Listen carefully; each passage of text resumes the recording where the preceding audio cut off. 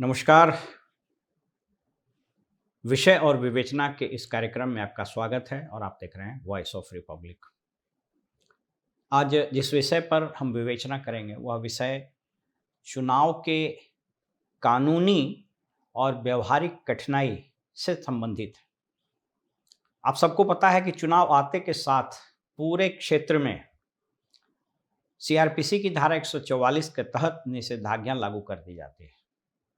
उसको बोलते हैं prohibitory orders under section 144 of CrPC. ये क्यों लगाया जाता है और इसके कारण क्या कठिनाई होती है, और इससे संबंधित एक जनहित याचिका सुप्रीम कोर्ट में दायर की गई है। दो एक्टिविस्ट हैं, अरुणा राय और Nikhil day. Rajasthan social watch के नाम से एक संस्था ये चलाते हैं और इसके तहत इन्होंने एक जनहित याचिका दायर रखी थी। ये इन मामलों पर हमेशा सजग रहे हैं और इसकी सुनवाई करते हुए सुप्रीम कोर्ट के माननीय न्यायाधीश जस्टिस गवई और जस्टिस संदीप मेहता ने उभय पक्षों को नोटिस दी है।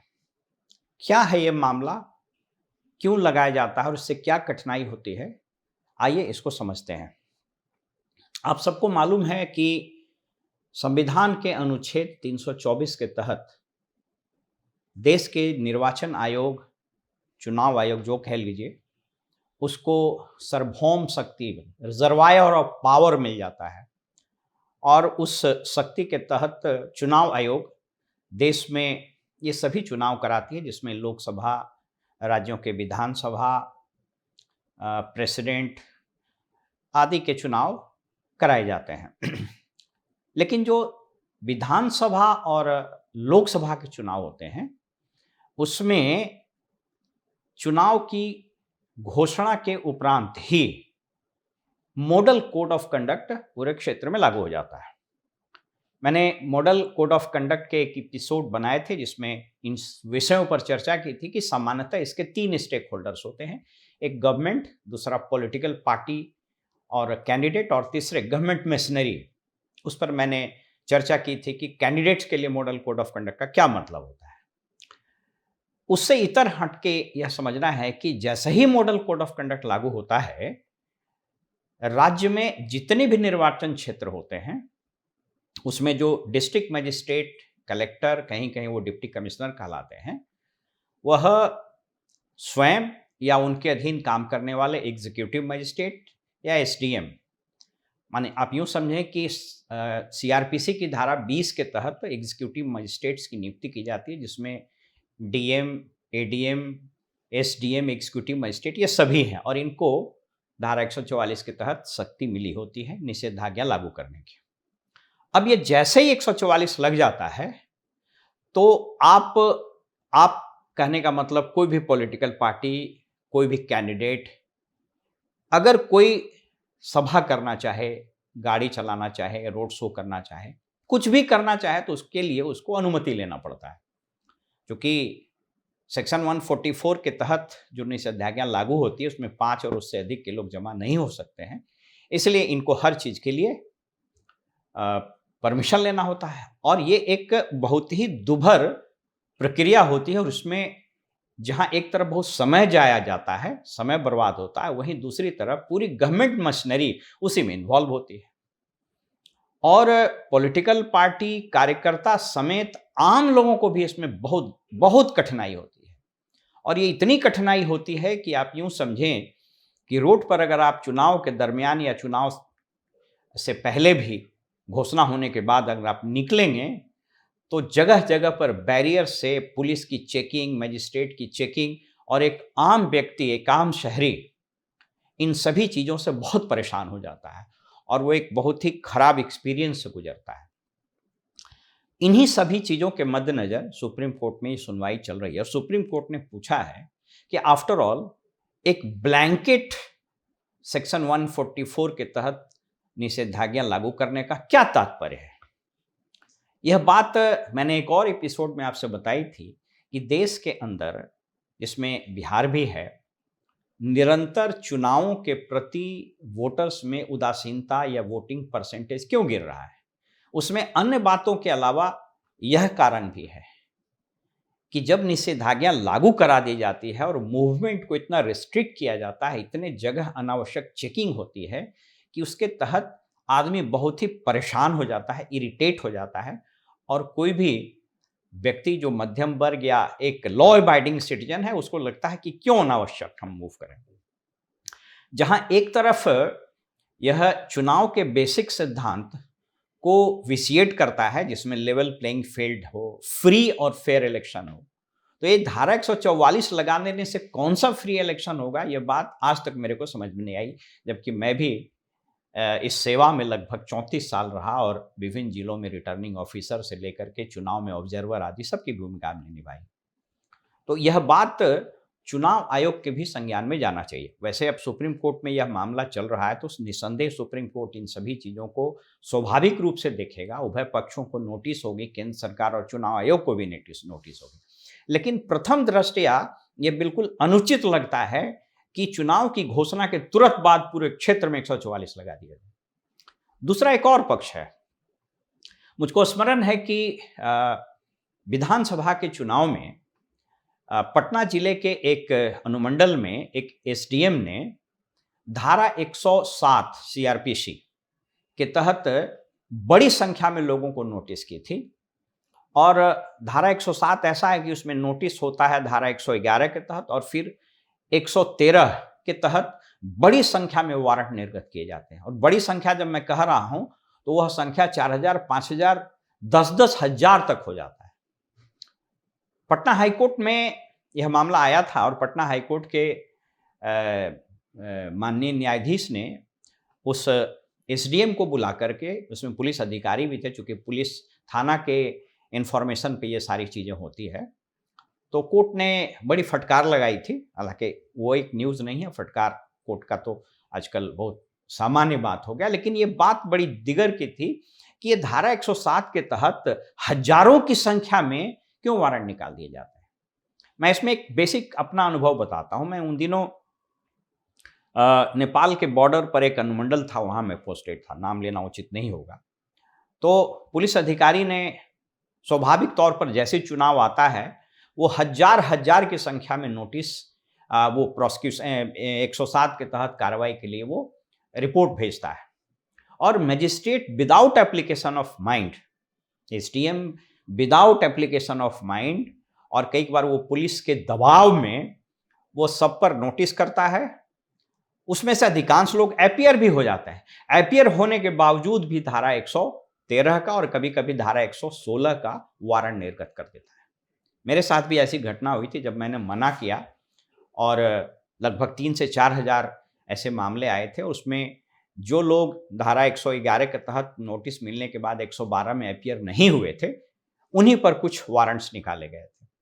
उस पर हमारी तत्कालीन एसपी से इस मामले में आर्गुमेंट भी हुआ, ऑब्जर्वर भी थे, तो फाइनली ऑब्जर्वर ने अप्रिशिएट किया कि नहीं, आप ऐसे नहीं कर सकते। इसको समझिए प्रोविजन को कि धारा 107 का इतना मिसयूज होता है। अगर मैं आप कहूं, यद्यपि मेरे पास ऐसा कोई आंकड़ा नहीं है, लेकिन अगर पूरे बिहार में 40 लोकसभा क्षेत्र हैं, पूरे राज्य में 38 जिलों में जितने भी थाने हैं, जितने अनुमंडल हैं, अगर आप कोई आदमी इसकी सूचना प्राप्त कर ले कि 107 के तहत 113 का और 116 का कितना वारंट निर्गत हुआ है, तो मैं एक अनुमानित आंकड़ा बता सकता हूं कि यह आंकड़ा लाखों में चला जाएगा। और इसका 3 दुष्परिणाम होता है। पहला, अनावश्यक तरीके से लोग परेशान होते हैं। उसमें ऐसे लोगों को नोटिस दे दिया जाता है जिसकी उम्र 80 साल है। ऐसे लोगों को नोटिस निर्गत हो जाता है जिसकी मृत्यु हो चुकी है। कुछ लोग बाहर पढ़ रहे होते हैं, कुछ लोग बेंगलोर, पुणे, दिल्ली, बॉम्बे में नौकरी कर रहे होते हैं। और आप यूं समझें कि एक आम आदमी को जब भी कोर्ट का नोटिस आता है, समन या वारंट आता है, तो वो पैनिक कर जाता है और वो फिर कोर्ट में जा करके पूरा एक प्रोसेस है, वकील करिए, बेल लीजिए, तबाह हो जाता है। तो पहला तो ये। दूसरा, इससे न्यायालय और इस कानून की सैंक्टिटी घट जाती है। अब तो आप किसी भी आम शहरी से पूछिए, या जो थोड़ा सा जागरूक है, कि भाई 107, तो 107 को तो लोग हंसी में उड़ाने लगते हैं। अब इनोसेंट आदमी जो है, जो कभी इससे पाला नहीं पड़ा, वो तो घबरा जाएगा, लेकिन जो इस तरह के मामले में लगातार जानता रहता है, उसको बहुत सीरियसली नहीं लेता है। तो दूसरा इसका इफेक्ट ये पड़ता है कि यह जो प्रोविजन है सीआरपीसी में, यह डाइल्यूट हो जाता है। और तीसरा जो सबसे खराब पक्ष है वो ये है कि जैसे ही वारंट आता है कि उसके बाद थाना का तो वारा न्यारा हो जाता है। और मैं आपको अपने अनुभव के आधार पर बता सकता हूं कि उसके बाद भ्रष्टाचार का एक ऐसा नंगा नाच होता है कि उस लाखों वारंट को एग्जीक्यूट करने के नाम पर भयानक रूप से भयादोहन होता है। एक और समस्या इस संबंध में यह होती है, जो मैं बिहार सेंट्रिक अगर बात करूं, तो एक आध अपवाद को अगर आप छोड़ दीजिए, तो किसी एसडीएम में, डीएम में इतना अब गट्स नहीं रहा। अब तो कानून की जानकारी नहीं रही। इस राज्य का तो गजब दुर्भाग्य है। आप यदि पाएंगे और इसकी जानकारी प्राप्त करेंगे तो आप पाएंगे कि शायद एकाध प्रतिशत डीएम कोर्ट होल्ड करता है, कुछ एक प्रतिशत एसडीएम खुद कोर्ट होल्ड करता है, और अपने से ऑर्डर लिखने और अपने से समझने की बात तो दूर की है। इस राज्य में वैसे वैसे कलेक्टर हैं जो दूसरे सेवा से आए हैं, जिनको सीआरपीसी का एबीसी नहीं पता है। इसी राज्य में एक जिले के डीएम ने ऐसी बात कह दी थी और वो प्रेस में निकल गया था कि वो हंसी के पात्र हो गए। प्राप्त जानकारी के अनुसार जब उस जिले में कुछ कॉमनल सिचुएशन हो गया और राज्य सरकार से गृह विभाग कहा कि आप उसमें 144 लगा दीजिए, तो उन्होंने कहा कि मेरे जिले में 144 नहीं, आप भेज दीजिए पटना से, तो हम 144 लगा देंगे। और ऐसे लोग अभी इस राज्य में डीएम बने हुए हैं। तो ऐसा इसलिए होता है कि जो मजिस्ट्रेट है, चाहे वो डीएम हो, चाहे एसडीएम हो, चाहे एग्जीक्यूटिव मजिस्ट्रेट, एक तो उसको जानकारी नहीं होती, और दूसरा थानाध्यक्ष, एसएचओ इतना प्रिवेल कर जाता है, एसपी जितना प्रिवेल कर जाता है कि ये जो अधिकारी हैं ये सकम कर जाते हैं। कुछ लोग हमसे असहमत हो सकते हैं, लेकिन मैं आपको व्यवहारिक बात बता रहा हूं। 2-4-5% सिविल ऑफिसर, चाहे वो डीएम हो, एसडीएम हो, एग्जीक्यूटिव मजिस्ट्रेट हो, जिनकी इसकी अच्छी समझ है, या जो रिटेलिएट करते हैं और वो इस बात से इत्तेफाक नहीं रखते हैं कि इतनी बड़ी संख्या में वारंट निकल जाएगा और इतने लोगों पर हम नोटिस इशू कर देंगे तो शांति व्यवस्था बहाल हो जाएगी। ये एक ऐसी परिपाटी है जो अनावश्यक रूप से चली आ रही है, और ये 75, 76, 80 के बाद और 90 के बाद तो इतना प्रिवलेंट हो गया कि कोई इस पर चर्चा ही नहीं करता। और सबसे दुर्भाग्यपूर्ण स्थिति तब है कि चुनाव आयोग जब रिव्यू करने के लिए आता है, या चुनाव आयोग के अधिकारी जब जिलों में रिव्यू करते हैं, तो महज इस बात को पूछते हैं कि कितने वारंट एग्जीक्यूट हुए, कितने 107 की नोटिस इशू कीजिए। What is this nonsense? आप समस्त नागरिकों को अपराधी मान करके बैठे हैं। आप समस्त नागरिकों के प्रति अविश्वास दिखाते हैं। प्रजातंत्र ऐसे नहीं चलता है। कानून और संविधान की सैंक्टिटी तभी तक बनी रहती है जब तक आम जन उसको मानते हैं। आप यूं समझें कि अगर आज अचानक इस देश का 140 करोड़ जनता ये कह दे कि हम इस देश के संविधान को नहीं मानते हैं, तो बात खत्म हो जाएगी। ठीक उसी प्रकार जिस तरीके से इस कानून का, चाहे वो 144 हो, चाहे 107 हो, इलेक्शन में दुरुपयोग हो रहा है, मुझे डर इस बात का है कि किसी दिन अगर यह बात हो गई कि हम नहीं मानते हैं आपकी बात को, तो सारी चीजें धूमिल हो जाएंगी और एक बार धाराशायी हो जाएगी। इसलिए चुनाव आयोग और राज्य के वरिष्ठ प्रशासनिक और पुलिस अधिकारियों को मेरा सुझाव है और मेरी अपील है कि इस पूरे इशू को आप रिविजिट कीजिए, इसको रिव्यू कीजिए, और अनावश्यक रूप से ब्लैंकेट 144 लगाने, ब्लैंकेट 107 के तहत कार्रवाई प्रारंभ करने और 113 और 116 की थोक भाव में वारंट इशू करने की प्रवृत्ति पर तत्काल रोक लगाइए।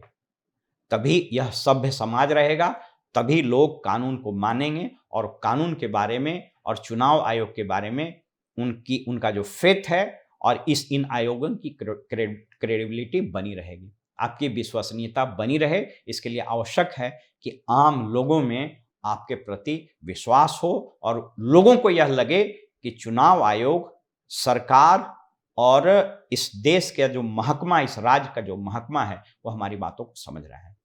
फिलहाल हमें इजाजत दीजिए और आप देखते रहिए वॉइस ऑफ रिपब्लिक। नमस्कार।